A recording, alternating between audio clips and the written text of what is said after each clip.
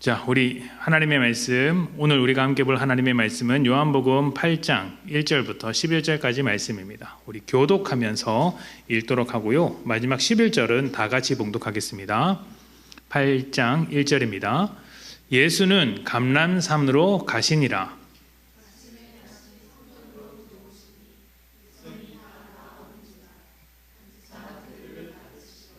서기관들과 바리새인들이 음행 중에 잡힌 여자를 끌고 와서 가운데 세우고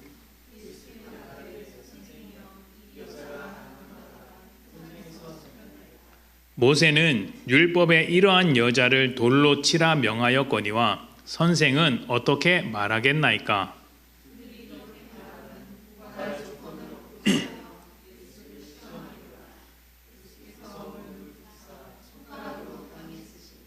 그들이 묻기를 마지 아니하는지라. 이에 일어나 이르시되 너희 중에 죄 없는 자가 먼저 돌로 치라 하시고 그들이 이 말씀을 듣고 양심의 가책을 느껴 어른으로 시작하여 젊은이까지 하나씩 하나씩 나가고 오직 예수와 그 가운데 섰는 여자만 남았더라.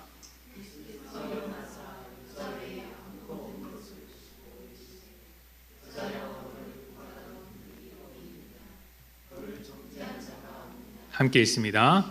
대답하되 주여 없나이다. 예수께서 이르시되 나도 너를 정죄하지 아니하노니 가서 다시는 죄를 범하지 말라 하시니라. 아멘. 이 이야기는 요한복음 이야기 중에서도 특히 좀 많이 들어본 적이 있는 이야기일 것입니다. 간단하게 내용을 다시 한번 말씀을 드리면 이렇습니다. 예수님께서 성전에 가셨을 때 서기관과 바리새인이 간음하던 중에 현장에서 잡힌 여인을 예수님 앞으로 끌고 왔습니다. 사람들은 예수님 주변에 모여 있고 여인을 그 가운데 세워 두었습니다. 그러니까 여인을 중심으로 사람들이 이렇게 빙 둘러싸여 있는 그런 그림을 그리고 있는 것이죠. 사람들은 율법을 근거로 해서 이 여인을 돌로 쳐 죽일 준비를 하고 있었습니다. 그리고 이제 예수님께 묻습니다. 율법에는 간음하다 잡힌 이 여인을 돌로 쳐 죽이라고 이야기하는데 당신은 어떻게 이 일에 대해서 대답하겠습니까? 예수님께서는 질문을 들으시고 바로 대답하지는 않았습니다. 자리에 앉아서 무릎을 굽혀 땅에다가 글씨를 쓰셨습니다. 학자들 사이에서는 이 글씨가 어떤 글씨냐를 놓고 수많은 논쟁이 있었는데 결과적으로는 아무도 모른다는 것입니다. 랍비의 어떤 습관일 수도 있고 유대인들은 토론이라든지 아니면 재판 과정에서 어떤 시간을 좀 벌거나 대답할 때 조금 뜸을 들이려고 할 때 바닥에 글을 썼다라는 이야기도 있습니다. 그런 것인지 아니면 율법에 관련된 글을 쓴 것인지는 알려진 바가 없습니다. 성경이 말하고 있지 않기 때문이죠. 중요한 것은 무슨 글을 썼느냐가 아니라 예수님께서 어떻게 대답하셨느냐 하는 것이죠. 예수님께서는 이렇게 대답하셨습니다. 너무나도 유명한 대답이고 믿지 않는 사람들도 한 번쯤은 들어본 적 있는 대답이죠. 너희 중에 죄가 없는 자가 먼저 돌로 쳐라. 이 말을 들은 사람들은 성경 말씀 그대로 양심의 가책을 느껴서 어른으로부터 시작해서 젊은이까지 차례대로 떠났다라고 되어 있습니다. 그리고 남은 것은 예수님과 여인이었습니다. 예수님은 그 여인을 향해 무작정 용서한다라고 말씀하지는 않으셨습니다. 나도 너를 정죄하지 않겠다. 너도 다시는 죄를 범하지 마라. 이렇게 이야기를 하시고 모든 이야기가 끝나게 됩니다. 이 이야기는 겉으로 볼 때는 이 여인에 대한 문제인 것처럼 보입니다. 이 여인을 어떻게 판단해야 하는가, 이 여인을 어떻게 심판해야 하는가에 관한 이야기처럼 들립니다. 하지만 사실 이 이야기 속에는 아주 복잡하고 다양한 층위들이 이렇게 쌓여 있습니다. 겉으로는 여인에 관한 이야기 같지만 그 내면을 들여다보면 그 속에는 다양한 이야기들이 섞여 있고 결국 십자가로 이어지는 아주 깊은 내용들이 담겨 있는 것이죠. 그래서 그것을 오늘 하나하나씩 벗겨가면서 보도록 하겠습니다. 자, 요한복음 8장 6절입니다. 제가 다시 한번 읽겠습니다. 그들이 이렇게 말함은 고발할 조건을 얻고자 하여 예수를 시험함이라. 예수께서 몸을 굽히사 손가락으로 땅에 쓰시니. 아멘. 자, 이 이야기는 분명 한 여인, 가늠한 여인을 데려다가 재판하는 이야기, 정죄하는 이야기처럼 보입니다. 이 여인, 죄 지은 여인을 어떻게 해야 할 것인가에 대한 이야기처럼 보이죠. 그런데 6절에 뭐라고 합니까? 이렇게 말함은 고발할 조건을 얻고자 하여. 누구를 고발할 조건을 얻고자 하는 것입니까? 여인이 아니라 예수님을 고발할 조건을 얻고자 하여 예수님을 시험하고 있는 것이라고 합니다. 겉으로는 여인을 정죄하는 재판이지만 그 속내, 속뜻은 무엇입니까? 예수님을 정죄하기 위한 시험이라는 것이죠. 예수님을 재판대 위에 올려놓고 있는 것입니다. 재판에는 피고와 원고가 있죠. 그리고 그 피고와 원고의 주장을 분별할 만한 증인과 증언들, 증거들이 있습니다. 사람들은 예수님께 대하여 율법의 처벌을 어떻게 해야 하는지 여인에 관한 질문을 던졌습니다. 이것은 예수님을 아주 곤란한 상황에 밀어넣고 있는 것과 같아요. 특히 로마법과 율법이 충돌하는 지점을 정확하게 짚어내고 있는 것입니다. 이전에 우리가 사마리아 여인과의 대화에서 사마리아 여인이 했던 질문이 기억나십니까? 당신네들은 저 성에서 제사를 드리라고 하고 우리의 조상은 이 산에서 예배를 드리라, 제사를 드리라고 하는데 무엇이 옳습니까? 라고 이야기를 했죠. 사마리아와 유대인 사이에 아주 긴장감 넘치는 그 주제를 가지고 예수님께 질문을 던진 것이죠. 어떻게 보면 시험이고 도발이라고 할 수 있는데 예수님은 그 질문을 통하여서 여인에게 진리를 보여주셨습니다. 지금도 마찬가지예요. 이 사람들은 로마법과 율법 사이에 아주 긴장감이 넘치는 어떤 문제를 예수님께 제시하고 있는 것입니다. 당시 유대 사회는 로마의 지배를 받고 있었습니다. 로마는 자신의 그 식민지들에게 나름대로의 자치권을 인정해 주었습니다. 그런데 몇 가지는 반드시 지켰어야 해요. 첫 번째는 이제 조세, 세금은 확실하게 걷어서 바쳐야 합니다. 그리고 황제를 숭배해야 합니다. 이 황제 숭배 때문에 유대인들과 굉장히 치열하게 다투었습니다. 유대인들이 아주 골칫덩어리였어요. 왜냐하면 이 사람들은 절대로 황제를 숭배하지 않았거든요. 그래서 유대인들의 그 종교, 유대교를 인정해주는 선에서 적당히 마무리되었습니다. 그걸로 인해 문제가 일어나는 것을 로마 지배층들이 원하지 않기 때문입니다. 그리고 세 번째가 무엇이었냐면 로마의 법을 따르는데 그 법 중에서 사형제도에 관한 것이 있습니다. 자치권을 가지고 있기 때문에 사람을 재판할 수 있습니다. 유대 사회에서 얼마든지 재판해서 그 사회의 법령에 따라서 처벌할 수 있지만 사람을 죽이는 문제, 사형 문제에 있어서만큼은 반드시 로마의 재판장으로 끌고 가야 했던 것이죠. 사형을 내려서는 안 됩니다. 그래서 바울이 내가 로마로 가서 재판을 받겠다 이야기한 것입니다. 자, 그러면 한번 생각을 해봅시다. 율법에 따라 돌을 던져야 한다고 말씀을 하신다면 예수님께서 율법에서는 돌을 치라고 했으니 너희가 돌을 쳐서 저인을 죽이라고 하면 무슨 법을 어기는 것입니까? 로마의 법을 어기는 것이죠. 죽여서는 안 되니까요. 로마의 법을 어기는 것은 곧 반역자입니다. 예수님이 사형당할 어떤 빌미를 제공하는 것이죠. 그렇다면 그와 다르게 살려야 한다면 어떻게 되는 것입니까? 율법을 부정하는 사람, 율법을 어기는 사람이 되는 것이죠. 그러니까 어떻게든지 대답해야 하는 이런 형편에 예수님을 올려두는 것입니다. 그런데 여기서 한 걸음 더 나아가서 예수님께서 이렇게 했다고 해봅시다. 너희는 어떻게 생각하느냐? 그러니까 그 여인을 데리고 온 서기관과 바리새인들이 어떻게 판단한지를 내가 듣고 싶다라고 말씀하셨으면 어떻게 되었을까요? 이것은 예수님께서 판단을 주시는 것이 아니라 그들의 판단을 구하는 것이기 때문에 예수님의 권위가 서기관이나 바리새인들의 판단을 받아야 할 만큼 낮은 권위를 갖게 됩니다. 그러면 그들이 어떻게 하겠습니까? 예수님보다 높은 권위를 예수님으로부터 인정을 받았으니 이제 그들이 직접 예수님을 판단하면 되는 거예요. 당신은 선지자가 아니다. 이 한마디면 끝나는 것입니다.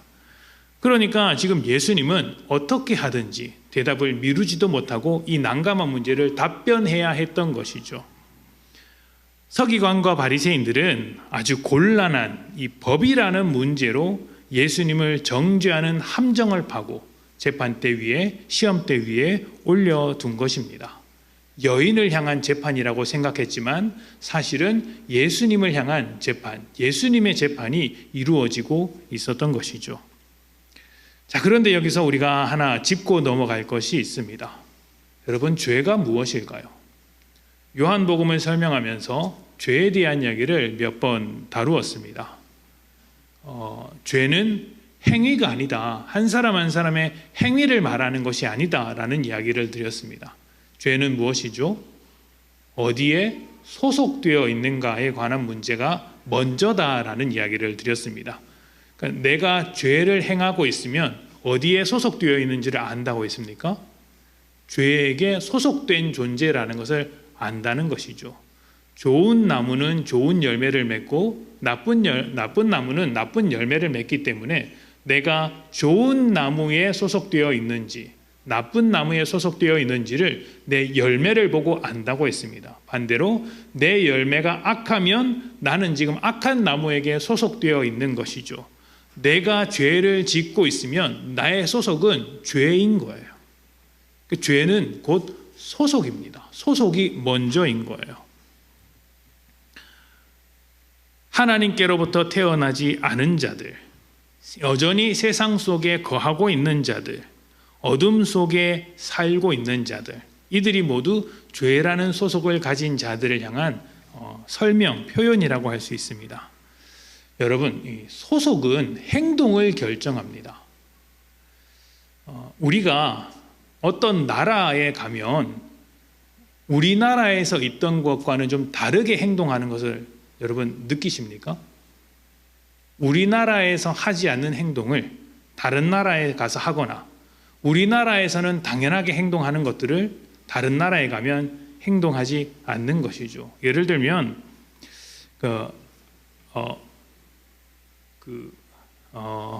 여러분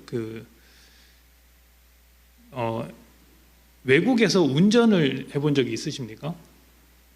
없으시죠? 있으신지 모르겠습니다. 저는 해보지 않았습니다. 근데 선교사님들의 이야기를 들어보면 한국에 와서 선교사님들이 해외 나가서 선교사님들이 운전을 하시면 그 나라 사람들과 똑같이 운전을 한다고 합니다. 그러니까 한국에서는 이렇게 갓길에다 이렇게 주차도 하고 때로는 급하면 신호도 좀 어기고 횡단보도에 멈추지 않고 그냥 가던 사람들이 그 나라에 가면 그 나라 사람들이 법규를 잘 지키면 그 사람들하고 똑같이 한다는 거예요. 정지신호도 잘 지키고 갓길에 주차하지 않고 속도도 안전하게 가고 그런다는 것이죠. 반면 그 나라 사람들이 교통법규를 지키지 않으면 똑같이 지키지 않고 가는 경우가 많다고 합니다. 운전만 그런 게 아니죠. 행동도 그렇고 언어도 그렇습니다. 외국에 오래 살다 오면 말이 벌써부터 꼬부라지지 않습니까? 저 김치 먹고 싶어요. 막 이렇게 말하지 않습니까? 한 일주일 살다 와서 그렇게 말하는 사람들도 봤습니다. 그러니까 많은 영향을 받고 변하게 되죠. 왜 그렇습니까? 내가 그곳에서 살다 보니 그곳에 소속되어 있다 보니 내 삶이 바뀌는 것입니다. 남자분들은 잘 아실 것입니다. 평소에 멀쩡하던 분들이 예비군 훈련을 가면 갑자기 모자를 뒤집어 쓰고 이렇게 막 껄렁껄렁하게 다닙니다. 소속이 내 행동을 바꾸는 것입니다. 죄에게 소속되면 그 죄의 지배를 받습니다. 하나님과의 관계가 끊어져서 하나님의 뜻을 모르는 것이 죄죠. 그러니 자기 중심적으로 살아가게 됩니다. 세상에 속해 있기 때문에 세상만을 쫓아갑니다. 세상에서 유리한 대로 살아가지 하나님께 유리한 대로 하나님의 편에 서서 살아가지는 않습니다. 하나님의 편에 서서 살아간다는 것조차 모르죠. 또 어둠 속에 살고 있기 때문에 자기가 얼마나 죄인지도 모릅니다. 깜깜하기 때문에 내가 죄를 행하고 있고 죄의 원리를 따르고 있으면서도 그게 죄인 줄 모릅니다. 죄인의 가장 심각한 죄는, 그 무지는 내가 죄를 짓고 있으면서도 죄인 줄 모른다는 거예요. 그래서 어떻게 합니까? 자기를 중심으로 내가 얼마나 죄인인지를 모른 채 다른 사람이 얼마나 죄인인지를 판단하고 정죄하는 자리까지 가는 것입니다. 죄의 삭은 무엇입니까? 사망이죠. 죽음입니다. 죄에게 지배받는 자신이 사망이라는 결과를 받을 뿐만 아니라 죄에게 지배받는 우리는 사망이라는 결과를 내기 위해 다른 사람을 정죄하는 것을 멈추지 않습니다. 그 사람이 죽든 말든 내가 정죄를 하고야 마는 것이죠. 정죄로 나의 정당성을 확보합니다. 내가 다른 사람의 잘못을 강하게 질책하면 질책할수록 마치 내가 올바르게 사는 것이냐 착각을 일으키는 경우가 많다는 것입니다. 그런데 여러분, 다른 사람의 잘못을 많이 지적한다고 해서 절대로 내가 잘하는 것이 아닙니다. 내가 바른 말 많이 하고 옳은 말 많이 한다고 해서 올바르게 사는 것이 아닙니다. 성경에서 가장 올바른 말을 많이 했던 사람들이 누구일까요? 바리새인이에요. 그들은 높은 곳에 앉아서 그 의자에 앉아서 바른 말 하기를 좋아했던 사람들입니다. 예수님께서도 그것을 바른 말이라고 인정하셨어요. 뭐라고 하셨냐면 그들의 말은 듣되 그들의 행위는 따르지 말라고 하셨거든요. 그러니까 정죄하는 말, 옳은 말은 많이 하지만 그 옳은 말을 따라 살지는 않았던 사람들이 바로 이 사람들, 죄인들이라는 것입니다. 서기관과 바리새인들은 예수님을 시험에 빠뜨리기 위하여 로마법과 율법을 동원했습니다. 그러나 그들이 죄인이었기 때문에 그 율법, 그 법이라는 것을 어느 방향으로 사용합니까? 정죄하기 위한 방향으로 사용하고 있는 거예요. 다른 사람을 정죄하고 시험하고 내쳐내는 방법으로 사용하는 것이지 살리기 위한 방법으로 사용하지 않습니다. 그래서 여인을 정죄하고 여인을 통해 예수님을 정죄하려고 하는 것이죠. 그들의 정죄가 옳았습니까? 옳지 않습니다. 율법에 따르면 간음한 사람은 남녀를 구분하지 않고 둘 모두를 처벌하게 되어 있습니다. 이 여자가 언제 잡혔다고 합니까? 현장에서 잡혔다고 했습니다. 간음은 혼자 하질 않죠. 둘이서 해야 합니다. 현장에서 잡혔는데 여인 혼자 왔습니다. 무슨 말이에요? 이 재판 자체가 잘못된 방향으로 가고 있다는 것 아니겠습니까? 그러니까 이 사람들은 지금 조작되었거나 아니면 어떤 율법의 일부분만을 차별적으로 지키고 있었던 것입니다. 약한 여자만 데리고 와서 어떻게든 예수님을 정죄하기 위해 도구로 사용했던 것이죠. 율법을 통해 하나님의 진리, 의로움을 지키는 것에는 별로 관심이 없고 예수님을 정죄하기 위한 도구로 이 상황을 이용하고 있는 거예요. 율법의 목적은 죽이고 버리는 것이 아닙니다. 율법은 죄를 덜어내고 죄를 씻어내고 하나님께 돌아오도록 만드는 것입니다. 그래서 율법에는 무엇이 있습니까? 제사 제도가 있잖아요. 하나님께 죄를 씻고 돌아오도록 하는 그 회개의 절차가 있지 않습니까? 이 절차를 가장 많이 밟아왔던 사람이 누구냐면 서기관과 바리새인들의 조상 이스라엘이었습니다. 그들이 광야 내내 하나님의 말씀에 불평하며 우상을 숨겼고 또 국가를 건설한 뒤에 수많은 시간 동안 바알이라든지 수많은 우상을 섬기고 선지자들을 죽이기까지 했습니다. 하나님의 백성이면서도 하나님의 말씀을 전했던 그 선지자들을 내던졌죠. 정죄를 받아야 한다면 그들이 정죄를 받아야 하나 하나님은 그들을 포기하지 않고 끝까지 붙드셨고 회복하셨고 결국에는 예수님을 보내시지 않았습니까? 하나님의 뜻이 어디 있어요? 정죄하고 버리는 것이 아니라 버리지 않고 회복하는 것, 회복하고 살리는 것에 하나님의 뜻이 있더라는 것이죠. 여러분 성경을 보면 그 언어 자체, 문장 자체가 무시무시할 때가 있습니다. 하나님도 좀 가끔씩 이런 표현은 좀 제가 설교를 준비하면서 이거를 말할까 말까, 제가 지난번에 한번 다른 설교 때 말씀하셨죠? 제가 예수님 멱살 잡았다고 했다가 지방의 목사님한테 한 소리 들었다고, 그래서 오늘 설교를 하면서 이 말을 할까 말까 하다가 하는 게 와닿을 것 같아서 합니다. 오해하지 말고 들으세요. 저는 성경을 보다 보면 하나님께서도 빡칠 때가 많구나라는 생각이 들 때가 있습니다. 하나님께서도 이게 좀 화가 나서 이렇게 좀 강하게 표현하실 때가 있구나. 그러니까 뭐 진노라든지 쓸어버리겠다라든지 뭐 너희 저주한다라든지 이렇게 말씀하시는 것이죠. 그런데 하나님께서 그렇게 표현하시는데 막상 하나님께서 행동하시는 것을 보면 그렇게 하지 않더라는 것입니다. 그렇게 진노하시는 가운데 또 누군가를 불러내서 그 자리에 세우고 인도하시고 그렇게 울분을 터뜨리면서 사람들을 이끌고 끝까지 붙들고 가시는 것을 보면 하나님의 뜻이 어디에 있는지 확인할 수 있는 것이죠. 하나님은 살리시는 분이시고 회복하시는 것이라는 점입니다. 자, 그러면 하나님은 버리지 않고 회복하는 분입니다. 사람들은 하나님의 뜻과 다르게 정죄하고 버리는 방향으로 가고 있습니다. 이들에게 필요한 것은 무엇일까요? 그들의 행위가 얼마나 죄 가운데 있는지 밝히 드러내는 것 아니겠습니까? 그래서 생명의 빛이 되신 예수님께서 그들의 죄를 드러내시는 것입니다. 민낯을 보게 하시는 것이죠. 요한복음 8장 7절부터 9절입니다. 그들이 묻기를 맞이 아니하는지라 이에 일어나 이르시되 너희 중에 죄 없는 자가 먼저 돌로 치라 하시고 다시 몸을 굽혀 손가락으로 땅에 쓰시니 그들이 이 말씀을 듣고 양심의 가책을 느껴 어른으로 시작하여 젊은이까지 하나씩 나가고 오직 예수와 그 가운데 섰는 여자만 남았더라. 아멘. 예수님께서 말씀하셨습니다. 너희 중에 죄 없는 자가 먼저 돌로 쳐라.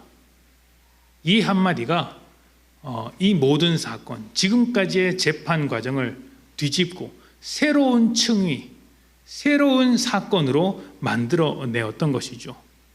여인을 정죄했던 재판은 사실 예수님을 정죄하기 위한 재판이었습니다.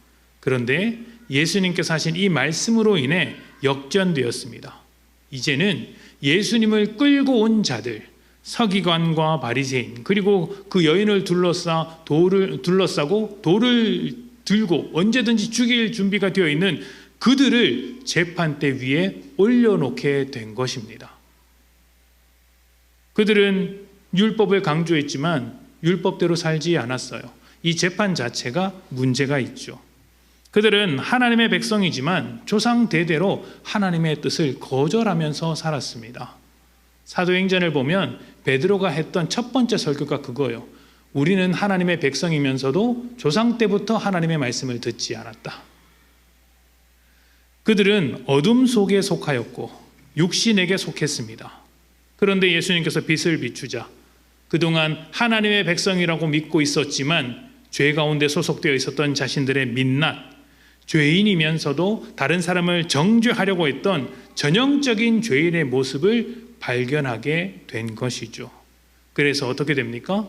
어른으로부터 시작하여 젊은이까지 하나씩 차례대로 떠났다라고 합니다. 왜 어른으로부터 시작했을까요? 나이가 들면 자기가 좀 부끄러운 줄 압니다. 젊으면 혈기가 우선하죠. 그러나 곰곰이 생각해보면 결국 예수님의 그 말씀에서 벗어날 수 있는 사람은 없습니다. 그래서 하나씩 돌을 들고 쳐 죽일 준비를 했던 그 사람들이 그 마음을 내려놓고 하나씩 떠나갔다는 것이죠. 돌을 던지려고 했던 심판자의 자리, 정죄의 자리에서 내려올 수밖에 없었던 것입니다. 왜요? 자신을 심판대 위에 놓고 올려다 보니 그럴 수밖에 없었던 것이죠. 이제 사람들은 모두 떠나갔습니다. 누가 남았습니까? 예수님과 여인이 남았습니다. 여인은 여전히 죄인입니다. 예수님은 시험을 당했으나 죄인은 아니었습니다. 예수님은 하나님의 아들이시며 의로우신 분이시죠. 자, 그렇다면 여러분, 예수님은 돌을 던질 수 있는 분일까요? 너희 중에 죄 없는 자가 돌로 치라. 죄 없는 자가 율법에 따라 돌을 던져라 라고 말씀하지 않았습니까? 그러면 예수님은 죄가 없으신 분입니다. 돌을 던져도 됩니까? 안 됩니까? 애매하죠? 이렇게 한번 설명을 드려볼게요. 그러면 예수님은 정죄할 수 있는 권세를 가진 분입니까? 아닙니까? 정죄할 수 있는 권세를 가진 분이시죠? 정죄하셔도 됩니다. 그런데 정죄하지 않겠다라고 말씀하셨어요. 내가 너를 정죄하지 않겠다. 너도 죄 짓지 마라. 이것이 예수님의 말씀이었습니다. 예수님은 죄를 지은 그 여인, 죄인을 살리시면서 동시에 죄로부터 멀리 하도록 하신 것이죠. 사람들은 그 죄인을 죽이는 것으로 죄로부터 끊어내려고 했으나 예수님은 살리시면서 죄로부터 끊어내신 것입니다. 믿음 생활을 오래 하면 할수록 교회에서 어떻게 하면 잘하는 것인지 너무 잘 압니다. 어떻게 하면 교회에서 칭찬을 받는지 우리는 너무 잘 알고 있습니다. 여기 계신 분들이 다 1, 2년 신앙생활 하신 분들은 아니잖아요. 그런데 아는 것으로 끝나는 경우가 많습니다. 알기만 하고 행하지 못한다. 그러니까 여러분들은 잘못되었습니다. 라고 정죄를 하는 게 아닙니다. 정죄를 하는 게 아니에요. 우리가 스스로 아는 것이 많기 때문에 그 아는 것을 가지고 다른 사람을 정죄할 때가 많고 또 때로는 스스로를 정죄할 때도 많다는 것이죠. 스스로를. 우리가 하나님께 대하여 아는 것은 정죄하기 위한 것이 아니라 그렇게 살기 위하여 하는 것입니다. 다른 사람을 살릴 뿐만 아니라 나도 살기 위해서 하나님을 알아가는 거예요. 나도 살기 위해서. 정죄는 하나님의 뜻이 아닙니다. 버리는 것은 하나님의 뜻이 아닙니다.